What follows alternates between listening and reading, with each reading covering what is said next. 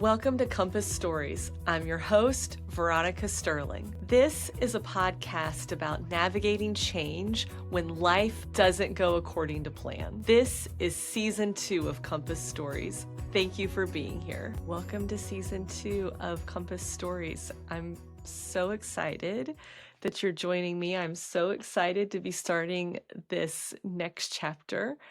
I am coming to you today from home. And I will tell you that behind the scenes, Kyle and I are planning our next trip. And as I get some more details put together about that, I'm sure that I will share some sneak peeks with you here as it's coming together.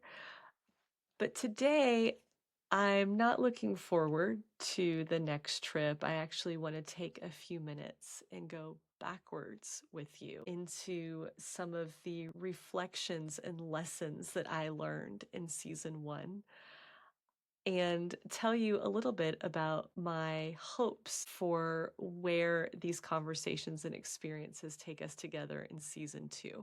I went back through the guests that I interviewed in season 1. I saw some themes over and over again that I just felt like I couldn't ignore.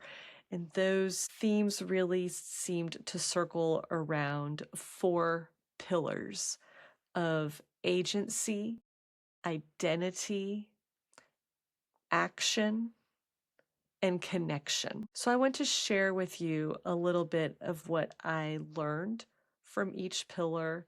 I will also share with you some blind spots that I think I had with each pillar and some nuances in them that require some further exploration. Agency really stood out to me in season 1. It came up in so many conversations, even if the word wasn't explicitly said. In my conversation with Mark, he pointed out that we need to recognize that sometimes there are changes that we can't control, but sometimes there are also changes in life that we need to make, even if it feels uncomfortable. Mary described to us a strategy that she uses to imagine all of the possible outcomes from her choices and action. She also referenced Tom Sinan, another guest of mine.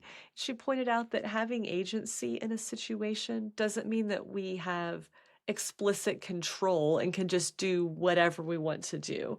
I love that Tom gives the people that he is leading guardrails and says, we can move forward and I can help you, but these are the parameters that we have to stay in. John Kelly took a much harder line in agency and our accountability for taking steps forward. He says, you're the problem and you're the solution. How we act in any of life's storms is our absolute responsibility. But in season 1, I don't think I did enough to explore the situations that can reduce our agency. And examples of this were also present throughout the conversations that I had.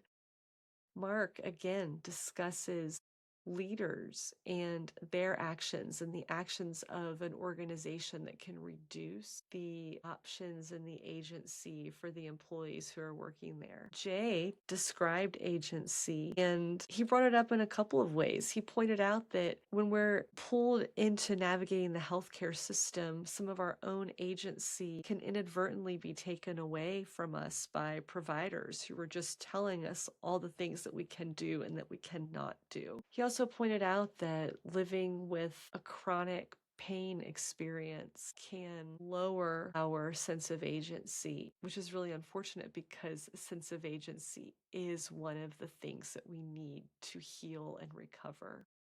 Safety came up in my conversation with Matthew Gellin, but I think that I really left that thread out there as one that should be pulled more.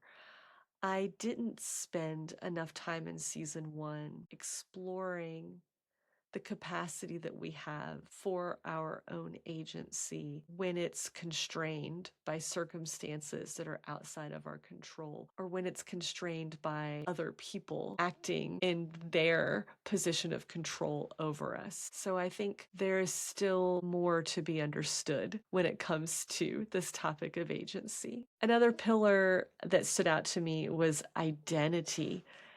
I genuinely believe that our identity plays a role in shaping the version of the story that we are telling ourselves. And identity was all over the stories that our guests shared in these conversations. Amy's identity as a young wife and mother was threatened by chronic illness, by navigating fertility struggles. Claire spoke positively about identity. Who are you waking up for? She wants to create morning routines that aren't just about optimizing every part of our day, but are about setting us up to be the person that is pursuing the purpose that we feel so passionately about. Kenny shared a completely different lens and identity. He pointed out that events in our life can play a role in dismantling the identity that we've formed. And how do we continue after that? So I do believe that having a strong sense of self, really knowing who we are and being confident in our identity, can help us find purpose. But that identity can really be threatened with change. That could be good change or bad change. And I think that we need to pursue this further, because I'm starting to wonder if the barrier to change isn't so much the difficulty of moving towards the next step. Rather, it is the difficulty of letting go of the version of ourselves that is connected to the previous life and action. Speaking of action, taking action is definitely something that I believe in. I'm a firm believer that we can act first and build confidence later. My interview with Matt McManus gave the most clear example of action first. He said that when he was becoming sober and pursuing a healthy lifestyle, he wasn't sure how to get started. So he just, in his own words, Forrest Gumped it. He just put on some tennis shoes and started running. And that wasn't a confident pursuit. And that first day that he went out, I think he said he ran a quarter of a mile. I think that these conversations have really revealed that purpose is less of a destination to pursue, and it's more of this evolving expression of what matters most that comes over time through our action. And we have to be careful that we aren't waiting to act just because we want something to be perfect. Perfectionism is the same as avoidance. So for as much of a proponent as I am in the idea that we don't have to be confident to take action, you don't have to believe in yourself, you just have to behave like someone who believes in yourself. I am wondering, curiously, if action can come before confidence, is there still something that has to precede our action? And I'm not sure exactly what that is. Is it hope, safety, desperation, support? I feel like all of those examples showed up in season 1, and I'm curious to understand this a little bit deeper. And lastly, season 1 firmed up my belief that connection in our life matters. I believe it is connection with others that can expand our capacity to endure the storms that life throws at us. I believe that it is connecting with others, sharing a commitment that we're trying to make out loud, making it public, that also strengthens our capacity to pursue the commitment. But there was a blind spot that I'm really surprised that I held throughout the first season. I have spent so much time exploring how connection can benefit us, but I didn't put any exploration into the negative impact that connection can have. And of course, capacity can be constrained when there is a negative connection, negative vibe, words, relationship. People can hold us back in our lives just as much as they can help accelerate us forward. I didn't take any time to ask what is our own accountability to maintaining those good connections, and what is our accountability for walking away from a bad connection. And finally, what is our accountability on being aware of the impact that our connection is having on another person. Yeah, so these pillars, agency, identity, action, and connection, they showed up consistently. And in each of them, I have left season one with reinforced beliefs and a whole new set of questions to continue exploring. And this exploration is exactly what I'm taking on in season two. I may have to retire the tagline, I'm on a journey and I'm taking you with me, because right now I'm on more of an exploratory journey. Listener, I'm going on an investigation and I'm taking you with me.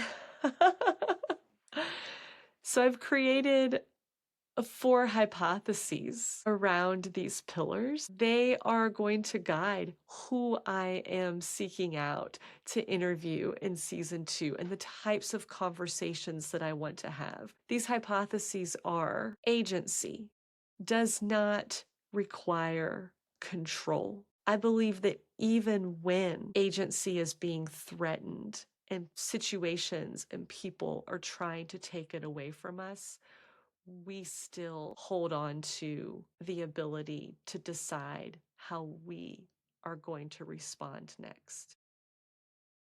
Identity. Whew. Identity determines more of our response to change than we realize. Changes that leave us the most stuck in our life may be the ones that threaten who we believe we are, not simply the ones that are changing our circumstances. And third, quality connection matters. Our capacity to exercise agency can be expanded or constrained by the people around us. And lastly, action may be able to precede belief, but I think there is still a precursor that exists in front of action. And I'd like to find out what it is. So I'm going to be sharing guest interviews with you throughout this season, and every so often I'm going to come back and we are going to tackle these 4 hypotheses and see what's resonating so far, what's sticking, what's dismantling. At the end of this season, I may find that some of these hypotheses are 100% true. I may find that they are 100% wrong, or I might come to realize that I just haven't been asking the right questions along the way. Whatever the result, I'm here for all of it. I'm here for the learning and the growth. And I'm so excited about the exploration, the investigation that this season is going to bring. And I'm very excited to take you along this journey with me. Thank you so much for being here. If you have thoughts already about these pillars, agency, identity, action, and connection, if you have a book that you think I should read, a person you think I should talk to, I'd love for you to send me a note and share that little detail with me. And if you start to agree with me or disagree with me, I'd love to know that as well. For now, listener, I hope that you are taking care of yourself and I'll see you soon. Thank you for listening to this episode of Compass Stories. I'm your host, Veronica Sterling. And if you've enjoyed this, please subscribe to hear more and share it with others. Thank you for doing so. That's really helpful for me. To learn more about my message and connect, you can find me at www.veronicasterling.com.